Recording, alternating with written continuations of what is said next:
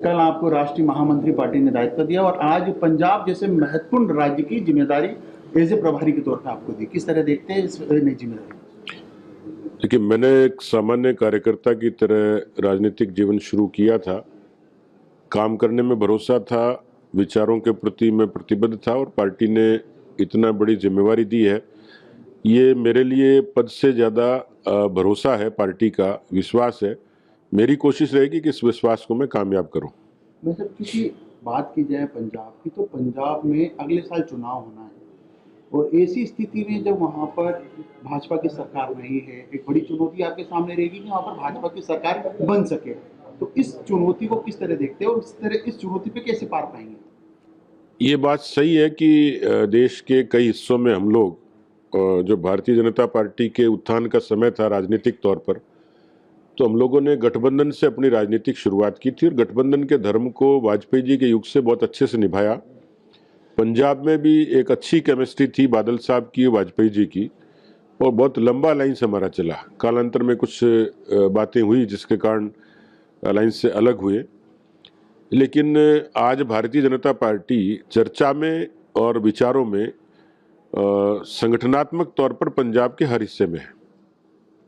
कोशिश रहेगी कि जितनी जल्दी संगठन को दुरुस्त किया जा सके और कुछ उसमें इजाफा कर सके। राजनीतिक और रणनीतिक तौर पर भारतीय जनता पार्टी ने देश में बड़े मिथक तोड़े। अभी किसी ने पूछा कि आप कैसे भरोसा करोगे कि सरकार बनी जाएगी, तो मैं उनको त्रिपुरा याद दिला रहा था कि जहां हमारी उससे एक चुनाव पहले 0 सीटें थी और उसके बाद हमने सीधे सरकार बनाई। पश्चिम बंगाल में हम लोगों ने एक दमदार चुनाव लड़ा, विपक्ष में हमारी बड़ी सीटें आई और उसके बाद अभी हमने सरकार बनाई। हरियाणा के बारे में शर्तें लगाते थे कि बीजेपी के कभी सरकार नहीं बन सकती, उस प्रदेश में तीसरी बार सरकार बनाई। तो भारतीय जनता पार्टी धारणा को, मिथक को तोड़ने का काम करती है, इसलिए बीजेपी को पंजाब में अंडर एस्टिमेट नहीं किया जा सकता। एक अंडर करंट बीजेपी के पक्ष में और आम आदमी के खिलाफ दिखती है। एंटी इनकम्बेंसी भी है, नशे को लेके, कानून व्यवस्था को लेके, वहाँ की आर्थिक बदहाली को लेकर। तो मैं समझता हूँ कि बीजेपी एक अच्छा प्रदर्शन वहाँ पंजाब में करेगी। कोशिश रहेगी कि हम अपनी खूबियों के आधार पर सत्ता में आए। कुछ भविष्य के काल्पनिक प्रश्न है जिनका संबंध अलग अलग लोगों से, अलग अलग किस्म से है, पर हमारी कोशिश रहेगी कि पंजाब में हम लोग अपने बूते पर सरकार बनाएं। सतीश जी को जब हरियाणा की जिम्मेदारी मिली तब एक आम धारणा बन चुकी थी कि वहाँ पर कांग्रेस की सरकार ज़्यादा बनने के चांस है, लेकिन वो मिथक टूटा।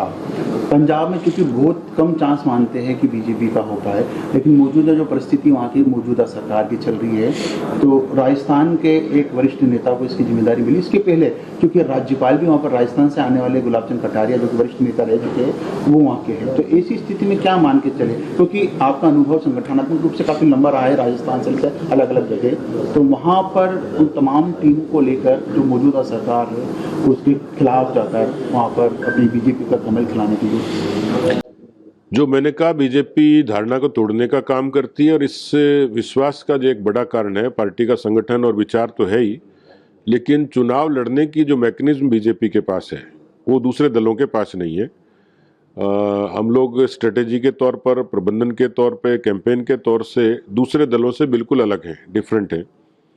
वो चुनाव को जीतने के जितने अस्त्र शस्त्र हैं वो बीजेपी के पास में। हम लोग पूरी कोशिश करेंगे कि एक अच्छे कैंपेन से, अच्छी रणनीति से, अच्छे प्रबंधन से जो चीज़ें हमने हासिल की हरियाणा में भी, दिल्ली में भी, बिहार में भी, पश्चिम बंगाल में भी, जिन जिन प्रदेशों में चुनाव हुए उसमें बीजेपी की टीम ने एक अच्छा टीम वर्क बीजेपी करती है। पंजाब में भरोसे का कारण है कि आम आदमी के खिलाफ एक इस तरीके की अंडर करंट है।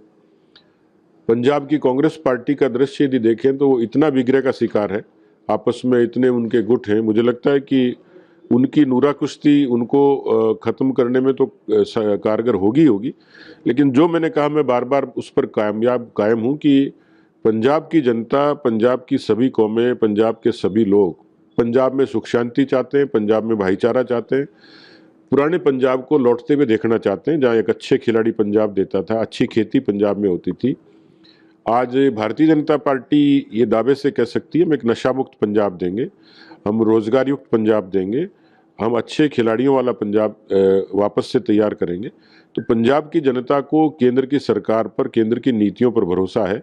और जो डबल इंजन की जो बात हम लोग करते हैं वो महज नारा नहीं है, डबल इंजन का कंसेप्ट किसी भी प्रदेश को ताकत देता है। तो पंजाब में भी मुझे लगता है कि डबल इंजन की सरकार की दरकार है, जो हम पूरी करेंगे। लास्ट प्रश्न है, क्योंकि ये प्रश्न आपसे करना लाजमी भी है। आप राजस्थान के संगठनात्मक रूप से मजबूत प्रदेश अध्यक्षों में शामिल रहे हैं, जिसने संगठन को काफ़ी मजबूत करा है। आप चूंकि अब जिम्मेदारी आपके पास पंजाब की भी है, लेकिन राजस्थान में भी आने वाले कुछ ही दिनों में निकाय के और पंचायत राज के चुनाव हो गए। किस तरह आपको लगता है कि राजस्थान में, क्योंकि कांग्रेस का अलग अलग नेताओं के दावे हैं, जीत के दावे वो कर रहे हैं, आपको क्या लगता है, क्योंकि आप राजस्थान को संगठनात्मक रूप से बहुत बारीकी से जानते हैं, समझते हैं? देखिए, बीजेपी के पास शहरी जो एक अर्बन बीजेपी का आधार है वो तो पुख्ता है ही।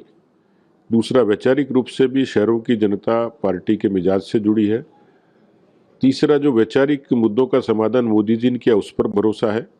चौथा, भजनलाल जी की सरकार ने जिस सहज सरल तरीके से सरकार भी चलाई है और लोगों को एक तरीके से संजीदगी का मैसेज देने की कोशिश की है। कांग्रेस पार्टी ने पिछली बार परिसीमन के नाम पर निकायों में बड़ी गड़बड़ियां करी, इसलिए विलंब हुआ। पर मुझे भरोसा है कि जिस तरीके से पार्टी केंद्रीय नेतृत्व ने भी बहुत इस तरीके के सीनियर लोगों को डेप्यूट किया है, ये अपने आप में पार्टी की गंभीरता को प्रदर्शित करता है। तो केंद्र की टीम, प्रदेश की टीम मिलकर निकाय चुनाव में अच्छा प्रदर्शन करेंगे, इसमें कोई दो राय नहीं है।